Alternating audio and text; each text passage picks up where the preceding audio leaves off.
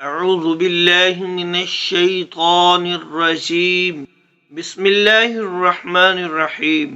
پیارے بچوں، آج ہم سورۃ الفیل کے بارے میں پڑھیں گے۔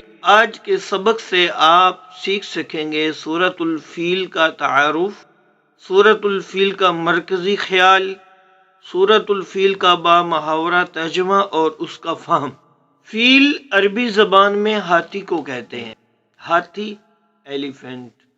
اس صورت میں ابرہ کے لشکر کو اصحاب الفیل کہا گیا، ہاتھیوں والا کہا گیا، کیونکہ انہوں نے ہاتھیوں کے ذریعے اللہ عز و جل کے گھر مکہ المکرمہ پر انہوں نے حملہ کیا۔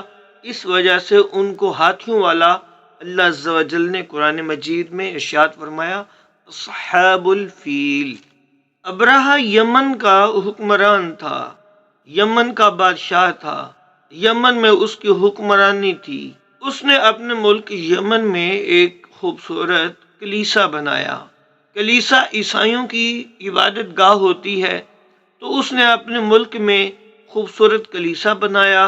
اعلان کروا دیا کہ کوئی شخص مکہ المکرمہ نہیں جائے گا، بلکہ یمن میں ہی اس کلیسا میں عبادت کرے گا، اس کلیسا کو بیت اللہ سمجھے گا۔ اس اعلان سے عرب کے لوگوں میں غم و غصہ دوڑ گیا۔ سارے عرب کے لوگ، کیونکہ عرب مکہ شریف آتے تھے اور مکہ بہت ہی پرانا شہر تھا اور یہاں پہ اللہ تعالیٰ کا گھر تھا، بیت اللہ تھا، تو وہ عیسائی حکمران اس کو یہ چیز پسند نہ آئی کہ لوگ مکہ شریف میں آئے۔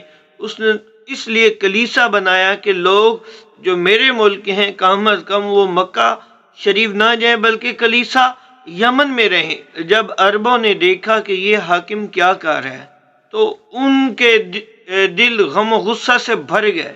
کوئی ایسا شخص آیا کہ وہ اس کلیسا میں گیا اور وہاں جا کر اس نے گندگی پھیلا دی۔ ابرہ بادشاہ کو جب یہ بات معلوم ہوئی تو اس نے ایک بہت بڑا لشکر تیار کروایا اور مکہ المکرمہ کا رخ کیا۔ عیسائی حکمران ابرہ کے دل میں مکہ شریف سے دشمنی تھی، بہرحال وہ خانہ کعبہ کو گرانے کے لیے مکہ کی طرف چل پڑا، تو راستے میں کئی عرب قبائل نے اس کو روکنے کی کوشش کی، لیکن ابرہ کے ہاتھوں انہیں شکست ہوئی۔ ابرہ کا یہ لشکر مکہ المکرمہ کے قریب ایک جگہ پہ یہ پہنچ گیا۔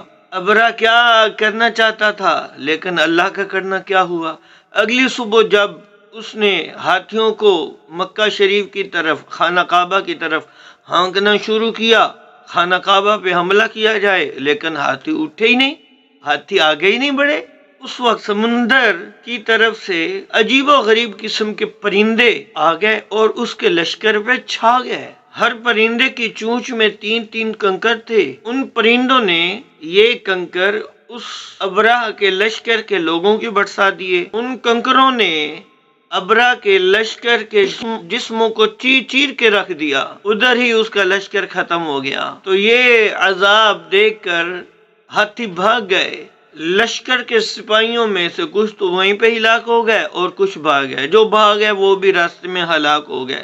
ابرہ کے جسم میں ایسا زہر سرایت کر گیا کہ اس کا ایک ایک جوڑ گل سڑ کر گرنے لگا۔ اسی حالت میں اس کو یمن میں لایا گیا اور اس کا بدن بہہ بہہ کر ختم ہو گیا۔ اس کی موت سب سے زیادہ عبرتناک ہوئی۔ اس کے 2 ہاتھی بان جو ہاتھیوں کی کیئر کرنے والے تھے، مکہ مکرمہ میں ہی رہ گئے، اندھے اور اپاہج ہو گئے۔ بعض صحابہ کرام رضوان اللہ اجمعین نے ان کو اسی حالت میں دیکھا، تو جو بندہ بھی اللہ تعالیٰ کے گھر کا دشمن ہوا، اللہ تعالیٰ کا دشمن ہوا، اللہ کے رسولوں کا دشمن ہوا اور اللہ عز و جل کے ولیوں کا دشمن ہوا، وہ دنیا میں بھی ناکام ہوا اور آخرت میں بھی ناکام ہوگا اور جہنم اس کا مقدر بنے گی۔ اللہ عز و جل نے حدیث قدسی میں ارشاد فرمایا، جو میرے کسی ولی سے دشمنی کرتا ہے میں اسے اعلان جنگ کرتا ہوں، اور جو اللہ عز و جل کے گھر کو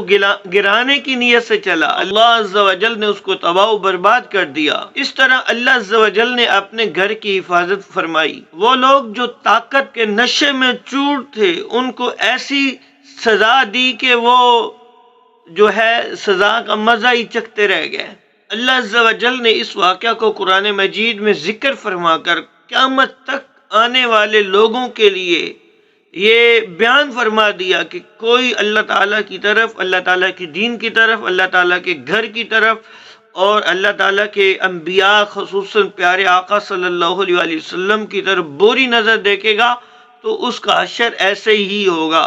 اللہ عز و جل نے آپ صلی اللہ علیہ وآلہ وسلم نے ارشاد فرمایا واللہ یعصمک من الناس، اے محبوب صلی اللہ علیہ وآلہ وسلم، اللہ عز و جل نے آپ کی حفاظت کا ذمہ خود لیا ہوا ہے۔ اصحاب فیل کے اس واقعہ سے پورے عرب میں قبیلہ قریش کی عظمت بڑھ گئی اور سب ماننے لگے کہ یہ جو لوگ ہیں یہ اللہ تعالیٰ کے پسندیدہ لوگ ہیں۔ ان کی طرف سے خود اللہ عز و جل نے ان کے دشمنوں کو ہلاک کر دیا۔ اسی کا یہ اثر تھا کہ قریش مکہ پوری دنیا میں جہاں پہ بھی جاتے اپنے تجارت کی غرض سے تو کوئی ان کو نقصان نہیں پہنچاتا تھا۔ سورۃ الفیل کا مرکزی خیال ہاتھی والوں کی تباہی اور بربادی کو بیان کر کے مسلمانوں کو تسلی دینا اس سورت کا مرکزی خیال ہے۔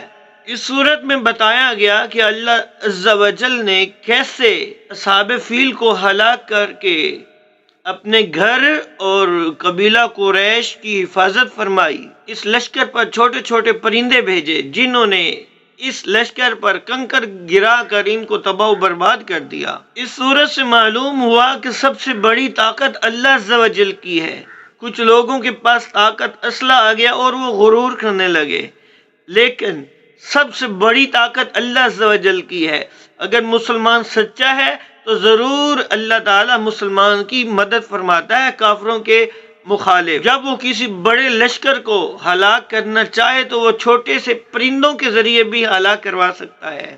اور ہمیں ہمیشہ اللہ عز و جل پر، اللہ تعالیٰ کی طاقت پہ مکمل یقین اور بھروسہ رکھنا چاہیے۔ کیا آپ جانتے ہیں سورۃ الفیل ابرا کے خانہ کعبہ پر حملہ کرنے کے بارے میں نازل ہوئی۔ اللہ عز و جل نے چھوٹے چھوٹے پرندوں کے ذریعے اس ابرا کے لشکر کو عبرت کا نشانہ بنا دیا۔ سورۃ الفیل مکی ہے، آیاتہا 5، اس کی 5 آیات ہیں، رکوعہا 1 اور اس کا 1 رکوع ہے۔ بسم اللہ الرحمن الرحیم، بسم اللہ، اللہ کے نام سے شروع، الرحمن جو بہت مہربان ہے، الرحیم جو نہایت رحم فرمانے والا ہے۔ الم تر کیف فعل ربک باصحاب الفیل، یہاں پڑھنے میں دیکھ لیں، الم تارا، را کے اوپر زبر ہے تو را موٹی بولنی ہے، الم تارا نہیں بولنا، تارا۔ کیف فعل، عین کو نکالنا، فعل نہیں، فعل۔ ربک، را موٹی بولنی ہے، ربک صاد جو ہے یہ موٹا ہے، باصحاب الفیل، ہاتھی والوں کے ساتھ۔ تو اس کا ترجمہ بنے گا، اے نبی خاتم النبیین صلی اللہ تعالی علیہ وآلہ وسلم، کیا آپ نے نہیں دیکھا کہ آپ کے رب نے ہاتھی والوں کے ساتھ کیا کیا ہے؟ الم یجعل کیدہم فی تضلیل، الم یجعل، کیا نہیں کیا، کیا نہیں بنایا۔ علم حمزہ استفہامیہ ہے، اس کا معنی ہوتا ہے کیا، لم اس کا معنی نہیں، یجعل بنایا، علم یجعل کیا نہیں بنایا، قیدہ ان کی تدبیر کو، ہم ان کی، قیدہم ان کی تدبیر کو، تدلیل ناکارہ۔ تو ترجمہ بنے گا، کیا اس نے ان کی تدبیر کو بیکار نہیں بنایا۔ وَأَرْسَلَ عَلَيْهِمْ طَيْرًا أَبَابِيلَ، را کو موٹا بولنا ہے، وَأَرْسَلَ سین کے اوپر سیٹی آئے، وَأَرْسَلَ عَلَيْهِمْ عین کو صحیح واضح ادا کریں، وَأَرْسَلَ عَلَيْهِمْ طَيْرًا، تا موٹی ہو را بھی موٹی ہو، طَيْرًا أَبَابِيلَ، وَأَرْسَلَ اور اس نے بھیجا، علیہم ان پر، طَيْرًا پرندے، أَبَابِيل أبابیل، ابابیل کیا اس نے ان پر ابابیل پرندے نہیں بھیجے؟ اس نے ان پر جھنڈ کے جھنڈ پرندے نہیں بھیجے؟ ترمیہم، را کو موٹا بولنا ہے، ترمیہم ان کے اوپر پھینکی، بحجارت کنکریاں، من سجیل کنگر، جو ان کو کھنگر کی کنکریاں مارتے تھے، ترمیہم ان کو مارتے تھے، بحجارت کنکریاں، سجیل کھنگر کی، جو ان کو کھنگر کی کنکریاں مارتے تھے، فجعلہم کعصف مأکول، فجعلہم، عین کو صحیح ادا کریں گے، فجعلہم پس، فا کا معنی ہوتا ہے فا زبر فا پس، جعلہم کر دیا انہیں، کعصف، کا کا معنی ہوتا ہے جیسے، یہ حرف تشبیہ ہے، جیسے، کعصف مأکول کھایا ہوا بھوسا، تو انہیں کر دیا جیسے کھایا ہوا بھوسا، اللہ نے انہیں کھائے ہوئے بھوسے کی طرح کر دیا۔ چلیے مشق حل کر لیتے ہیں۔ اس کا سوال نمبر 1 ہے اور اس کے 5 جزء ہیں۔ تو جو پہلا سوال ہے، فیل، فیل کا معنی کیا ہے؟